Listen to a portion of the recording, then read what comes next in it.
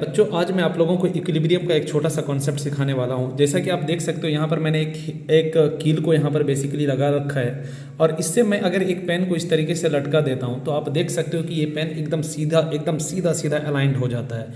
सीधा सीधा इसलिए अलाइंड होता है क्योंकि इसका जो सेंटर ऑफ मास होगा वो सेंटर ऑफ मास हर हाल में चाहेगा कि इस हिंज्ड पॉइंट के जस्ट नीचे रहे ताकि इस पर नेट टॉर्क जीरो लगेगा। ठीक है ना, जब नेट टॉर्क जीरो लगेगा तो जाहिर सी बात है ये अपने इक्विलिब्रियम पोजीशन में रहेगा। ठीक है, अब अगर मैं चाहता हूं कि मैं इसको इस पॉइंट से शिफ्ट करके मैं यहां पर रखना अगर मैं चाहता हूं तो आप देख सकते हो कि जब तक मेरी उंगली यहां पर इसके साथ लगी हुई है तब तक तो ये यहां पर इस लाइन पर है। ये जो लाइन मैंने बना रखा है इस लाइन पर ये तभी तक रहेगा जब तक कि मैं अपना यहां पर फोर्स लगा रखा हूं, चूंकि मैंने भी एक बेसिकली इसको टॉर्क दे रखा है तो इसकी वजह से ये इस पर रहेगा। लेकिन जैसे ही मैं अपनी फिंगर को हटा लेता हूं ये फिर से वापस उसी पोजीशन पर चला जाता है।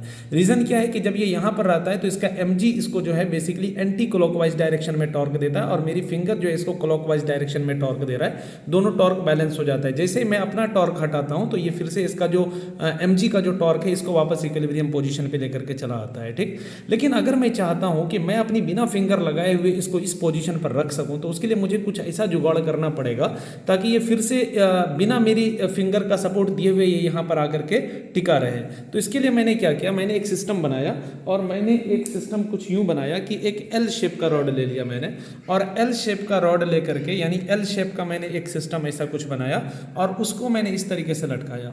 जब मैं इसको इस तरीके से लटकाता हूँ तो मैं देखता हूँ कि ये वापस यानी ये जो है इस सीधी वाली लाइन पर नहीं रह करके बल्कि ये जो लाइन थी जिस पर मैं टिकाना चाह रहा था पेन को वापस उस लाइन पर आकर के टिक गया है। ठीक है, तो यहाँ पर मैंने दो बेसिकली पेन लिया है, दोनों पेन की लंबाई सेम है और दोनों पेन का मास भी सेम है। तो हम देख सकते हैं कि यहाँ पर ये थोड़ा सा इधर की तरफ शिफ्ट हो गया है, लेकिन अगेन इसका सेंटर ऑफ मास जो होगा वो सेंटर ऑफ मास इस हिंज्ड पॉइंट के ही जस्ट नीचे रहना चाहेगा। ठीक है, लेकिन हुआ इस पर यहाँ पर ये कि ये इस वाले पेन पर जो टॉर्क mg लगाएगा वो लगाएगा एंटी क्लॉकवाइज डायरेक्शन में, जबकि इस पेन का जो mg होगा वो इस वाली लाइन के थोड़ा सा राइट में होगा। तो ये जो टॉर्क देगा वो क्लॉकवाइज डायरेक्शन में देगा और फिर जाकर के ये इस पॉइंट पर रह पाएगा। आई होप कि आपको ये बात समझ में आई होगी। लेकिन सबसे इंटरेस्टिंग बात पता है क्या है कि इस पर जेईई मेंस ने 9 जनवरी 2019 को फर्स्ट शिफ्ट में एक क्वेश्चन पूछा है। आइए मैं आपको वो क्वेश्चन दिखाता हूं और अब आप लोग इसको ट्राई करके इसका सॉल्यूशन कमेंट बॉक्स में बताओगे। ठीक है ना, तो देखिए ये हमारा एक मिनट खुल जा भाई। ये देखिए आप क्वेश्चन देख सकते हो, ये 9 जनवरी 2019 को शिफ्ट फर्स्ट में ये क्वेश्चन पूछा गया है।